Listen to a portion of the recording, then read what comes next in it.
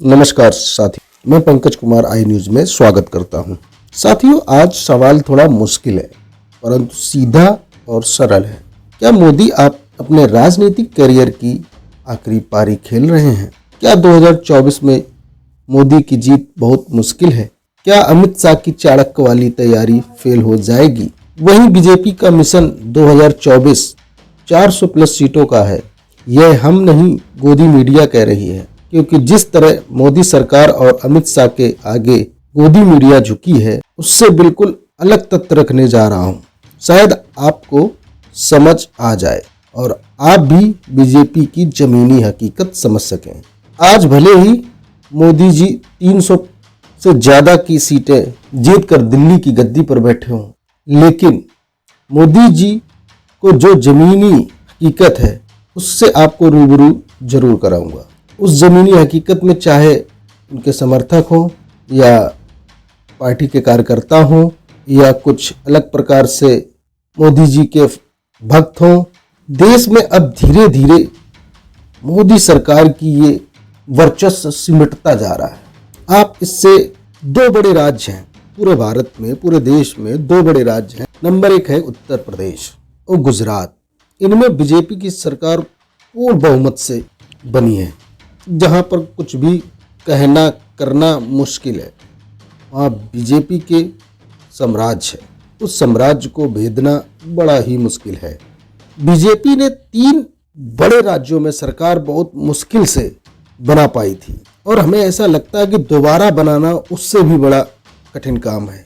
मध्य प्रदेश, महाराष्ट्र, कर्नाटक, इन जगहों पर, इन राज्यों में भाजपा का जो महल है ना, वो महल ताश का बना हुआ है और ताश के बने हुए महल में कभी भी हवा से गिर सकता, कभी भी आंधी उसको गिरा सकती, कभी भी वो उड़ सकता, कभी भी वह ढह सकता। हाल ही में जैसा कि कर्नाटक से रुझान आ रहा है, वो बीजेपी सरकार के लिए बहुत ही, कर्नाटक में लगभग बीजेपी मिलना मुश्किल नहीं, नामुमकिन लग रहा है।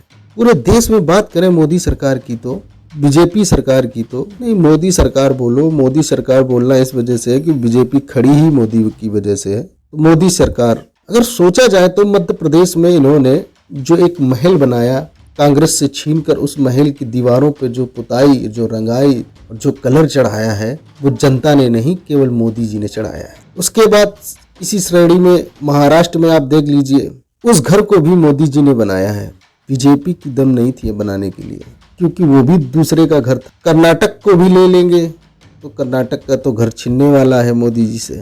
गोवा में देख लीजिए, हरियाणा में देख लीजिए, इन सब राज्यों में दोबारा सत्ता में काबिज होना मोदी जी के लिए चैलेंज बन गया है। राज्य सरकारों में तो मुश्किल ही मुश्किल है।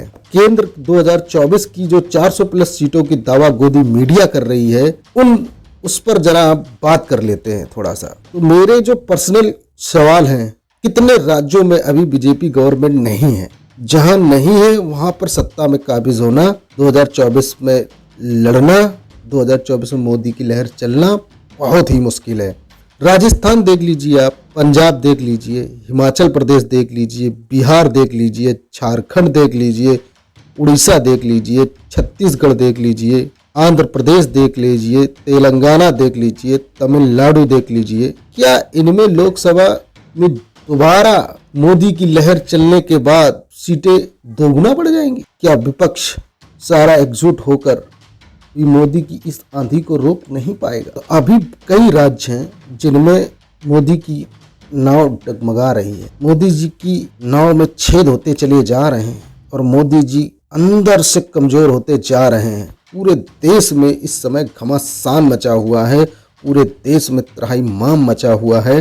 पूरे देश में इस समय सरकार, केंद्र सरकार को लेकर अलग अलग बातें, अलग अलग मुद्दे, अलग अलग सिस्टम फैलाया जा रहा है। बहुत ही मोदी के लिए दुर्भाग्यपूर्ण है। सटीक सवाल, 2024 में मोदी लहर क्या तीसरी बार चल पाएगी? क्या तीसरी बार अमित शाह की चाणक्य नीति से दोबारा इन जितने राज्यों में हमने बताया है जहां पर बीजेपी की गवर्नमेंट नहीं थी, वहां पर ऐसी गोटियां सेट कर पाएंगे? 24 के चुनाव में 400 प्लस जा पाएंगे? आपकी क्या राय है? कमेंट करके जरूर बताएं। नमस्कार, जय हिंद, जय भारत।